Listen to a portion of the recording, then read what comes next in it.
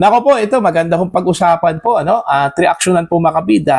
Tumitindi po ngayon. Ito hong away po ngayon, ano? Mga kabida, sa pagitan po ni Senator Ping Lacson at Senator Alan Peter Cayetano, ano? Mga kabida. Papunta na ata ito sa personalan po, ano? Mantakin nyo ha, mga kabida, inakusahan po ngayon ni Senator Alan Peter Cayetano, ito hong si Senator Ping, na magaling daw mag-whitewash po, ano? Mga kabida. Ang pagkakaintindi ko po ng whitewash, magaling hong magtago. Okay? Magaling baliktarin ng isang istorya, ano? Mga kabida. Okay? Magaling gawing puti yung itim. Alright? Yun yung pagkakaintindi ko po, ano? Mga kabida sa whitewash. Kaso, ikinunek niya mga kabida itong whitewash dito ho sa investigasyon po, ano? Ng Senate Blue Ribbon Committee during that time na siya po ang namuno po mga kabida, no? Ito hong si Senator Ping. Alright? Kasi dinidiktahan doon niya yung direction po ng komite, ano? Mga kabida. At ito po yung pinakamatindi. Okay? Siya na mismo ang nagtuturo kung sino yung guilty at kung sino yung hindi. Matindi po yon, ano? Mga kabida na po. Eto, babasahin ko muna. Itong article ng Ang Balita ngayon, ano, mga kabida. At pagkatapos niyan, magre-react tayo dito sa balitang ito, ano po, mga kabida. Alright? Cayetano kay Lacson, magaling mag-whitewash. Ayan. Muling pinatututsadahan ni Senate Minority Leader Alan Peter Cayetano si Senator Ping Lacson, kaugnay ng naging pamumuno nito noon sa Senate Blue Ribbon Committee. Alright? Sa isang Facebook Live, sinabi ni Cayetano na karamihan sa mga naging chairman ng komite ay hinahayaang sundan ng ebidensya ang mga investigasyon at hindi umano agad nagdidikta kung sino ang dapat managot, ano, mga kabida. Alright? Halos lahat ng naging chairman dyan sinusundan ang ebidensya. Ngunit ayon kay Cayetano, iba umano ang naging estilo ni Lacson noon, siya ang namuno sa komite. Ito yung sinabi po ni Cayetano po, ano, mga kabida. During the time of Senator Lacson, kaisa-isa siyang chairman na obvious, dinidetermina ang direksyon ng komite. Siya na ang nagtuturo kung sino ang guilty o hindi. Matindi po ito, ano, mga kabida. Kumbaga, siya na mismo nagdidikta, okay? Kung saan po papunta yung investigasyon at ang ebidensya, mga kabida. Alright? Eto, tuloy po tayo. Kasunod nito, binitawan ni Cayetano ang isa sa kanyang pinakamatitinding banat laban sa senador. Okay? Ito yung sinabi po ni Cayetano po, ano? Kung gusto nyo ng pampaputi, punta kayo kay Senator Lacson kasi magaling mag-whitewash. Ayun, ang payag ay bahagi ng nagpapatuloy na girian sa pagitan ni Cayetano at ng bagong majority bloc sa Senado na kinabibilangan ni Lacson, Senate President Sherwin Gatchalian at magkapatid na Raffy at Erwin Tulfo. Nauna nang inakusahan ni Cayetano ang bagong liderato ng Senado na posibleng hindi ituloy ng buo ang mga usaping kaugnay ng kontrobersyal na flood control investigation. Isang aligasyong mariing itinanggi naman ng ilang senador mula sa majority bloc. Ayon. So, tumitindi po talaga, no? Mga kabida, itong away po ni Senator Ping at Senator Alan Peter Cayetano, ano? Mga kabida. Pantakin nyo, ha? Inukusahan po niyang magaling mag-whitewash daw ito kung si Lacson. Okay? Kung titingnan po natin yung nangyaring investigasyon po ng Senate Blue Ribbon Committee, ano, sa kanyang pamumuno po, mga kabida, ano po. Obvious na obvious daw, ano, mga kabida, yung kanyang direksyon, okay, sa investigasyon na yon, na tila meron po siyang pinotektahan daw, ano, mga kabida, ng mga personalidad na ayaw hong mabanggit doon ho sa investigasyon na yon. Okay? Kasi namimili po siya ng mga witnesses na gustuhon niyang isalang eh. Okay? Mga kabida, ano po. May mga suggestion itong mga senador, mga kasamaan po niya, mga kabida, na imbitahin, tila hindi po siya interesado daw, ano, mga kabida. O, katulad na lang po dun ho sa suggestion po ni Senator Marcoleta po, ano, isa po ito sa mainit din yung dugo po ni Senator Lacson, ano, mga kabida. Mantagin nyo, ha, nag-propose po si Marcoleta, mga kabida, na imbitahin po itong 18 mga dating sundalo po, ano, mga kabida. 16 of them were members of Marines, okay? Former members of Marines, ano, mga kabida. Tinanggihan daw ni Senator Ping Lacson kasi may problema daw sa kredibilidad daw, ano, mga kabida, ano po. Okay? O, yung suggestion ni Marcoleta na imbitahin si Zaldico sa pamamagitan po ng Zoom. Pwede naman daw yon, ano, mga kabida. Alright? Hihimukin lang daw itong si dating Ako Bicol Party List Representative Zaldico, ano, na pumunta dun ho sa embahada kung saang bansa po siya ngayon, ano, mga kabida. Okay, kung talagang gusto po niyang magsalita patungkol ho sa issue po ng corruption sa flood control projects. Okay? At manumpa doon. Okay, pero parang hindi daw interesado si Lacson daw, ano, mga kabida, dahil yung mga sinabi daw niya, mga kabida, wala daw probative value. O paano ho magkaroon ng probative value? Kasi wala hong, ano yun hindi ho nanumpa laban sa mga kilalang personalidad, ano, mga kabida, kabilang na po doon si Pangulong Ferdinand Bongbong Marcos. Ayaw ho ni Lacson daw, ano, mga kabida, ano po. Kaya, ang tingin daw, o ang impression dito kay Senator Lacson, namimili daw siya ng mga testigo. Yung mga testigo lang daw na kanyang isinangalang, mga kabida, dyan po sa komite, ano, yung walang banggitin na mga pangalan ng mga personalidad na kaalyado po ng administrasyon. O yun yung aligasyon po, ano, mga kabida, sa kanya. Alright?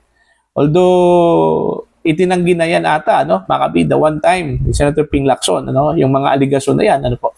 Pero ngayon, iginiit po ni Senator Alan Peter Cayetano, ano, mga kabida, na magaling talagang mag-whitewash daw itong si Lacson. Okay? Kumbaga, siya na raw yung nagdidikta kung sino yung guilty, kung sino yung hindi, ano?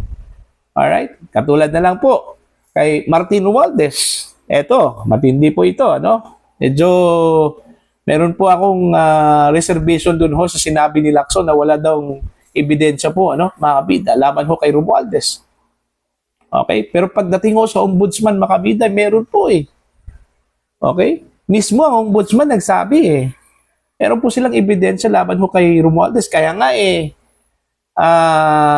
sinabi po ni Ombudsman Boying Rimulya, no, na sasampahan daw nila ng kasong plunder. In fact, yung assistant ombudsman po natin, ano, na si Attorney Miko Clavano po, inakusahan po niya itong si Martin Romualdez na master plunderer. Mantakin nyo yan. Diba? Hindi ka mag-akusa ng ganyan, makabida, kung wala kayong ebidensya Diba? So, presumably, may ebidensya po itong ombudsman. At nakatakda na raw itong isang pa, mga kabida, laban ho dito kay dating Speaker Martin Romualdez po. Okay? Bakit pagdating ho kay Lacson walang ebidensya? Okay? Automatic po, ano, na in-exonerate po niya itong si Romualdez, ano, mga kabida. Okay? Pero kay Rimulya, meron. Diba? Ano bang pagkakaiba po ng mga ebidensya po ng ombudsman at saka ng Blue Ribbon? Diba? Halos magkapareho lang po yun. Mga kabida, ano po? Okay? Ang problema lang po, dito ho kay Lacson, kulang po yung mga testimonya niya. Kasi, ang nakaganda lang po dito ho sa ombudsman, makabida, yung affidavit po ng 18 mga dating sundalo, ginamit. Yung kay Zaldico po, makabida, ginamit. Okay, kaya nakabuo po sila ng magandang kaso po laban ho dito kay Romualdez po, ano, mga kabida. Samantalang itong si Lacson, wala siyang makitang matinding ebidensya laban ho kay Romualdez. Kasi yung mga testigo kung inimbita niya sa Senate Blue Ribbon Committee ay wala naman pong link na binitawan po, ano, against Romualdez po, mga kabida. Diba? Ang nagkaroon po ng link laban ho kay Romualdez, ito hong 18 ex-Marines at saka ito hong si Zaldico. Alright? So, paano ka magkaroon ng magandang lead kung yung mga personalidad na meron sanang magandang sasabihin against Romualdez, hindi mo inimbita. Okay? Hindi mo binigyan ng pagkakataon na tumistigo. O, di ba? O. Doon ho nagkakatalo. Doon ho nagkakaiba. Okay? Yung investigasyon ng Senate Blue Ribbon at saka ng Ombudsman. Kasi sa Ombudsman po makabida, no holds barred doon. Samantalang sa Senate Blue Ribbon Committee, piling-pili. Okay? Yun yung impression ha, makabida, hindi po sa akin yon. Impression yon. At yun yung impression po ng mga kritiko po niya, no? Kritiko po ni Lacson. At katulad na lang po ni Marcoleta, Cayetano, at ilang pang mga senador dyan sa minority bloc, ano, mga kabida. Oh, gusto man kaya ng accountability. Okay? Dapat walang pinipiling testigo. Alright? Walang pinipiling mga impormasyon po, ano, mga kabida, na dapat lahat po ay ititreat ng patas. Okay? Kesuhoda man po yung maapektuhan po mga kabida at mabanggit, ano? Makalyado man ng administrasyon o hindi, ano, dapat i-treat po ito fairly. Okay? Kung ang testigo po ay nililig ang isang personalidad na kaalyado po ng administrasyon, so what? Diba? Ganun talaga yun eh. Tsaka unang-una po, ang Senado po ay independent from the executive branch. Alalahanin po natin yan, ano, mga kabida. Wala hong pakialam dapat ang Senado kung ano po ang magiging reaksyon po ng executive. Kasi independent po ang Senate eh. Okay? Diba? Oh. Kaya, yun yung problema po, ano, kay Senator Ping.